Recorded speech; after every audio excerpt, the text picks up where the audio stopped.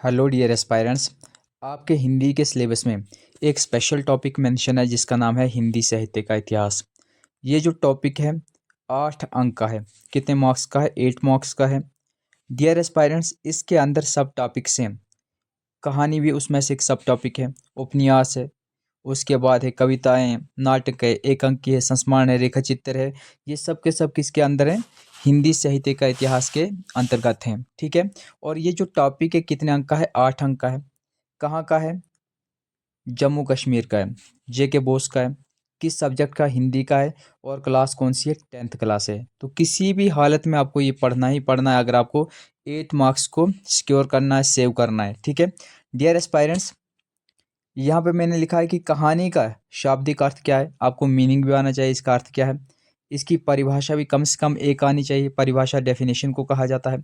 कहानी का विकास कब हुआ है, ये विकास पूछा जा सकता है 3 मार्क्स के लिए। 3 मार्क्स के लिए विकास पूछा जा सकता है कहानी का। कहानी की विशेषताओं को भी 3 मार्क्स के लिए पूछा जा सकता है कि बताओ कहानी की विशेषताओं का वर्णन करो। ठीक है। कहानी के तत्व 1 नंबर के लिए पूछा जा सकता है कि बताओ कहानी के तत्वों की कितनी संख्या है। यानी कि तत्व कहा जाता है एलिमेंट्स को। विशेषता क्या होता है? विशेषता इंपॉर्टेंस होती है। कहानी के भेद कितने हैं? भेद भी पूछे जा सकते हैं। उतना इंपॉर्टेंट नहीं लेकिन पूछा जा सकता है। कहानी और उपन्यास में अंतर मोस्ट इंपॉर्टेंट है। कहानी और उपन्यास में अंतर भी पूछा जा सकता है। कितने मार्क्स के लिए? 3 मार्क्स के लिए। डियर एस्पायरेंट्स, यहाँ पे मैंने और कुछ नहीं लिखा हुआ है। इतना लंबा क्वेश्चन नहीं, बस यही जो पॉइंट्स यहाँ पे मेंशन किए गए हैं उन्हीं के ऊपर मैंने क्वेश्चंस फ्रेम किए हैं। पहला है कहानी का शाब्दिक अर्थ क्या है, ऑलरेडी मेंशन किया है। दूसरा प्रश्न है यहाँ पे ही कहानी की परिभाषा क्या है, तो ये चीज़ भी यहाँ पे मेंशन है। तीसरा है कहानी का विकास कब हुआ है, तो विकास यहाँ पे मेंशन है। कहानी की विशेषताओं का वर्णन करो, तो विशेषताएं भी मेंशन की गई हैं। कहानी के तत्व कितने हैं, तो यही चीज़ यहाँ पे मेंशन की गई है। कहानी के भेद कितने हैं, तो कहानी के भेदों का वर्णन भी यहाँ पे आपको बताना होगा। और कहानी और उपन्यास में अंतर, लास्ट वाला प्रश्न क्या है? कहानी और उपन्यास में अंतर क्या है।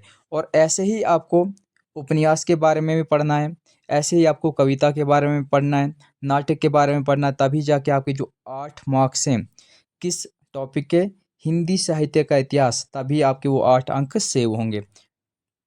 डियर एस्पायरेंट्स, जैसे यहाँ पे मैंने तोड़ तोड़ के लिखा हुआ है वैसे ही आंसर भी आपको मिलेगा। इम्पॉर्टेंट रहेगा विकास, विशेषताएं और अंतर। अंतर किस में? कहानी और उपन्यास में। बाकी इम्पॉर्टेंट नहीं है। अब हम उत्तर को जानते हैं। जितने भी टॉपिक मेंशन किए थे ऊपर उन सब के बारी बारी। ठीक है। तो कहानी का शाब्दिक अर्थ क्या है? कहानी को ही कथा भी कहा जाता है। कथा शब्द का जन्म कथ शब्द से माना जाता है। मतलब कथा का जो जन्म है वो कथ शब्द से माना जाता है, जिसका शाब्दिक अर्थ है जो कहा जाए। जो कहा जाए वही क्या है? कहानी है। कहानी को अंग्रेजी भाषा में स्टोरी कहा जाता है। बांग्ला भाषा में गल्प कहा जाता है। उर्दू भाषा में कहानी को किस्सा कहा जाता है। और संस्कृत भाषा में कहानी को आख्यान कहा जाता है। 1 नंबर के लिए पूछा जा सकता है कि बताओ कहानी का शाब्दिक अर्थ क्या है? जो कहा जाए। कहानी का जन्म किस शब्द से हुआ? कथ शब्द से हुआ है। कहानी को बांग्ला भाषा में क्या कहा जाता है? गल्प कहा जाता है। उर्दू भाषा में कहानी को क्या कहा जाता है? किस्सा कहा जाता है। और संस्कृत भाषा में कहानी को क्या कहा जाता है? आख्यान कहा जाता है। कहानी गद्य साहित्य की सबसे लोकप्रिय एवं प्राचीन विधा है, जिसमें एक ही अंश का वर्णन किया जाता है। डियर एस्पायरेंट्स, आपको ज़रूरी नहीं है यहाँ से कोई भी परिभाषा याद करनी, क्योंकि यहाँ पे कहानी की परिभाषा भी आ गई और कहानी का अर्थ भी आ गया। अगर आप क्लास 10th से बिलोंग करते हो और फिर भी आप कोई परिभाषा याद करना चाहते हो, तो यहाँ पे मैंने 3 परिभाषाएं दी हैं, उनको आप लर्न कर सकते हो। उनमें से कोई एक, ज़्यादा नहीं कि 3 की 3 कर लो। तो जैसे मैंने यहाँ पे पहले मेंशन की है एलन के अनुसार। ठीक है। एलन ने क्या कहा है? कहानी एक छोटा सा आख्यान है जो एक ही बैठक में पढ़ा जा सके और जो पाठक पर एक ही प्रभाव उत्पन्न करने के लिए लिखा गया हो। ये डेफिनेशन किसने दी है? एलन ने दी है। प्रेमचंद ने कहानी को क्या कहा है? प्रेमचंद के अनुसार गल्प एक ऐसी रचना है। देखो गल्प किस भाषा में कहा जाता है? बांग्ला भाषा में कहानी को कहा जाता है। गल्प एक ऐसी रचना है जिसमें जीवन के एक अंग या मनोभाव को प्रदर्शित करना ही लेखक का उद्देश्य रहता है। ये प्रेमचंद ने कहा है। और आज्ञे के अनुसार, आज्ञे का पूरा नाम बड़ी बार पूछा गया है, तो पूरा नाम क्या है? सच्चिदानंद हीरानंद वात्स्यायन आज्ञे। आज्ञे के अनुसार कहानी जीवन की प्रतिछाया है और स्वयं एक अधूरी कहानी, और स्वयं जीवन एक क्या है, अधूरी कहानी है। तो ये 3 यहाँ पे इसकी डेफिनेशंस दी हैं, परिभाषाएं दी हैं, तो इनमें से कोई एक लर्न कर देना। नहीं भी करोगे तो इम्पॉर्टेंट नहीं है। आपको सिर्फ इतना ही याद करना होगा इंट्रोडक्शन के लिए, जिसमें आपका अर्थ भी आ जाएगा कहानी का और परिभाषा भी आ जाएगी। परिभाषा यहाँ से, कहानी गद्य साहित्य की सबसे लोकप्रिय एवं प्राचीन विधा है जिसमें जीवन के किसी एक अंश का वर्णन किया जाता है। ये आपकी क्या है, ये डेफिनेशन है। डियर एस्पायरेंट्स, कहानी के भेद कितने हैं? कहानी के 4 भेद हैं। मतलब कहानी घटना प्रधान हो सकती है, चरित्र प्रधान हो सकती है, वातावरण जिसे देश काल भी कहा जा सकता है, देश काल प्रधान हो सकती है, या फिर भाव प्रधान भी हो सकती है, सुख दुख पे भी आधारित हो सकती है। ठीक है, तो ये खास इंपॉर्टेंट नहीं है, लेकिन आपको याद रखना होगा कि कहानी के कुल भेद कितने हैं। तो कहानी के कुल भेद हैं 4। डियर एस्पायरेंट्स, ये जो बिंदु है, ये जो पॉइंट है, मोस्ट इंपॉर्टेंट है। इसको आप स्टार मार्क के लेके चलो। ये आपको 3 मार्क्स के लिए पूछा जा सकता है। हिंदी कहानी का विकास कब हुआ है? अधिकांश इतिहासकारों ने हिंदी कहानी का आरंभ किशोरी लाल गोस्वामी की कहानी इंदुमती से माना है। यानी कि अधिकांश जो विद्वान थे, उन्होंने हिंदी साहित्य की प्रथम कहानी किसे कहा है? इंदुमती को कहा है। जिसका प्रकाशन कब हुआ है? 1900 में हुआ है। और किस पत्रिका से? सरस्वती पत्रिका से इसका प्रकाशन हुआ है। किंतु कुछ विद्वान इंशा अल्लाह खां की कहानी रानी केतकी की कहानी को हिंदी साहित्य की प्रथम कहानी मानते हैं। लेकिन कुछ विद्वान रानी केतकी की कहानी को हिंदी साहित्य की प्रथम कहानी मानते हैं। लेकिन अगर आपको पूछा जाए, बताओ हिंदी साहित्य की आरंभिक कहानी कौन सी या प्रथम कहानी कौन सी? वो है इंदुमती। कौन सी? इंदुमती, जिसके राइटर कौन है? किशोरी लाल गोस्वामी। और इसका प्रकाशन किस पत्रिका से हुआ था? सरस्वती पत्रिका से। कब हुआ था? 1900 में हुआ था। हिंदी कहानी को आरंभिक काल, विकास काल तथा उत्कर्ष काल में विभाजित किया गया है। मतलब हिंदी कहानी का जो विकास है, उसे 3 तरह से विभाजित किया गया है। एक आरंभिक काल, जिसका सीमा यहाँ पे मेंशन है, इसको आप रीड कर सकते हो। दूसरा विकास काल, और तीसरा है उत्कर्ष काल। बस आप इतना ही लिखोगे हिंदी कहानी का विकास, तो आपको 3 मार्क्स इजीली मिल जाएंगे। ज़्यादा डिटेल क्लास 10th में लिखने की ज़रूरत नहीं है। और क्वेश्चन पूछा जाता है कि बताओ कहानी के तत्व कितने हैं। यानी कि कहानी जो है, तो कहानी के एलिमेंट्स कितने हैं? तो कहानी के एलिमेंट्स, तत्व कितने हैं? 6 हैं। कौन कौन सा? कथा वस्तु, पहला है कथा वस्तु, जिसे कथानक भी कहा जाता है। दूसरा है संवाद, यानी कि बातचीत। तीसरा है पात्र, जिन्हें चरित्र चित्रण भी कहा जाता है। चौथा है वातावरण, जिसे देश काल भी कहा जाता है। पांचवा है भाषा शैली, और छठा है उद्देश्य। तो कुल मिला के जो कहानी के तत्व हैं वो कितने हैं? कहानी के तत्व 6 हैं। आपको इनको एक्सप्लेन करने की ज़रूरत नहीं है, सिर्फ आपको इनकी संख्या ही पूछी जा सकती है। नेक्स्ट क्वेश्चन क्या था कि कहानी की विशेषताओं का वर्णन करो। तो विशेषता भी जान लेते हैं।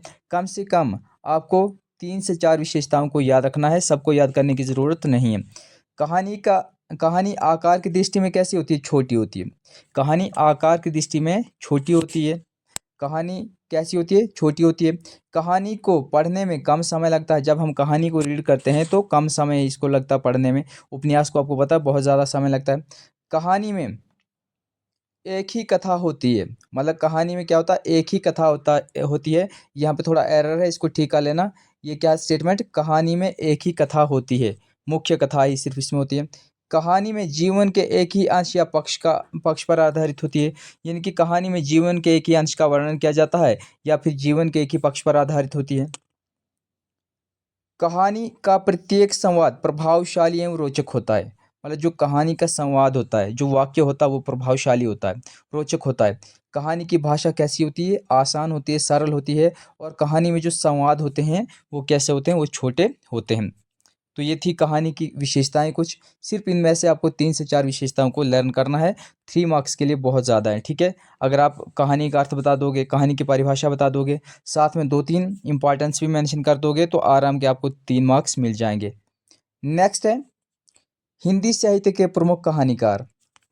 इम्पॉर्टेंट नहीं है, लेकिन इनको भी थोड़ा बहुत याद रखने चाहिए आपको, कि जो कहानीकार हैं, अगर आपको पूछा जाए कि बताओ हिंदी साहित्य के किन्हीं 3 कहानीकारों का नाम, तो प्रेमचंद का नाम लिख लो, आज्ञे का लिख लो, फणीश्वर रेणु लिख लो, उषा प्रियवंदा है, मन्नू भंडारी है, पद्मा सचदेव, हरिवंश राय बच्चन और सुदामा पांडे धूमिल हिंदी साहित्य के प्रसिद्ध कहानीकार हैं। ठीक है, और यहाँ पे मैंने कुछ रचनाएं मेंशन की हैं किसकी, मुंशी प्रेमचंद की। रचनाएं कौन सी हैं, तो कहानियां हैं। मुंशी प्रेमचंद की रचना है ईदगाह, ईदगाह एक कहानी है। मंत्र भी मुंशी प्रेमचंद ने ही लिखी है। सदगति भी मुंशी प्रेमचंद की ही कहानी है। पूस की रात को भी मुंशी प्रेमचंद ने ही लिखा है। पंच परमेश्वर भी मुंशी प्रेमचंद की ही कहानी है। और काफन मुंशी प्रेमचंद की अंतिम कहानी है, जिसको 1936 ईस्वी में लिखा था। डियर एस्पायरेंट्स, एक तो यहाँ पे आपको कुछ कहानियां मिल गई मुंशी प्रेमचंद की, और साथ में कहानीकारों का नाम भी मैंने आपको बता दिया। कहानी और उपन्यास में क्या अंतर है, कहानी और उपन्यास में क्या अंतर है, इसका लिंक मैं आपको डिस्क्रिप्शन में दे दूंगा। ऑलरेडी इस कंटेंट को मैं आपके साथ शेयर कर चुका हूँ। सिर्फ मैंने आपको कहानी और उपन्यास में ही अंतर नहीं बताया है, बल्कि आपको मैंने नाटक और एकांकी में भी अंतर बताया है। संस्मरण और रेखा चित्र में क्या अंतर होता है, इसको मैं आपके साथ शेयर कर चुका हूँ। उसके बाद है आत्मकथा और जीवनी में क्या अंतर होता है, ये भी बता चुका हूँ। उसके बाद जो एकांकी और नाटक है, इसमें क्या अंतर है, और ये जो आपका उपन्यास और कहानी है, इसमें भी मैं अंतर बता चुका हूँ। लेकिन चलो यहाँ पे भी आपको बता देते हैं। आकार की दृष्टि में कहानी कैसी होती है, छोटी होती है, और उपन्यास बड़ा होता है। कहानी को पढ़ने में कम समय लगता है और उपन्यास को पढ़ने में अधिक समय लगता है। कहानी में एक ही कथा वस्तु होती है, और इसमें उपन्यास में मुख्य कथा के साथ साथ अन्य कथाएं भी होती हैं।